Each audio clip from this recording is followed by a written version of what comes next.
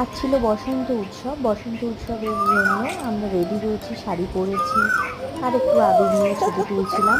বাইরে কি সুন্দর কোকিল ডাকছে। তারপরে হলো আমাদের ন্যাড়া পড়া। পাড়ায় আমাদের প্রত্যেক বছরই হয়।